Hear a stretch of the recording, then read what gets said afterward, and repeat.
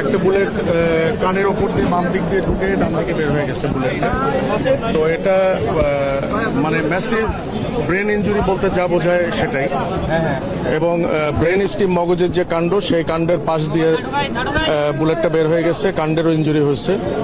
এখন ওনাকে কৃত্রিম শ্বাস প্রশ্বাসের মাধ্যমে ওনাকে আমরা বাঁচিয়ে রাখছি। তবে আসার কথা যেটা, যে সাইন অফ লাইফ যেটা বলে, জীবনের চিহ্ন, এটা ওনার ভেতরে এখনো আছে, এটা নিঃশেষ হয়ে যায় নাই।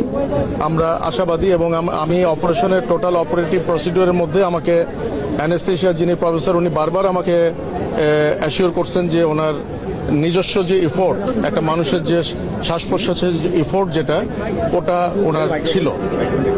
কিন্তু উনি প্রথমেই একবার শকে চলে গেছিলেন, আমাদের পার অপারেটিভ উনি একবার শকে চলে গেছেন। এখন আমরা যখন ওনাকে অ্যাম্বুলেন্সে শিফট করব, এই সময় ওনার নাজোফ্যারেঞ্জিয়াল ব্লিডিং, নাক এবং গলা দিয়ে ব্লিডিং শুরু হয়েছে। তো ওইটা আমরা মোটামুটি ম্যানেজ করছি। ইএনটি সার্জনরা ফাইনালি ওটা ম্যানেজ করার পরে আমরা ব্লাড দিয়ে সেফলি ওনাকে শিফট করব। আমরা আপনাদের কোনো আশার কথা শোনাতে পাচ্ছি না, তবে উনি এখনো বেঁচে আছেন। গুলিটা আসলে কোন দিক দিয়ে লেগে কোন দিক দিয়ে ঢুকে গেছে? এবং বাম দিকে কানের ওপর দিয়ে ঠিক গুলিটা ঢুকছে এবং ডান দিক দিয়ে বের হয়ে গেছে। আর আমরা খুলিটা খুলে রেখে দিচ্ছি বাম দিকে, কারণ বাম দিকে হলো এক্সিট উন্ড, ওখানে মগজ বেশি ক্ষতিগ্রস্ত হয়েছে।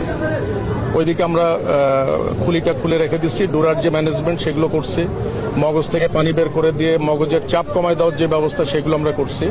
আমাদের পক্ষে যতটুকু করা সম্ভব আমরা করছি, কিন্তু বেসিকলি ওনার অবস্থা খুবই ক্রিটিক্যাল। আপনার পুরো নাম, পরিচয়? আমি ডাক্তার জাহিদ রায়হান, আমি এখানে নিউরোসার্জারি ডিপার্টমেন্টের হেড। ধন্যবাদ সবাইকে। ধন্যবাদ।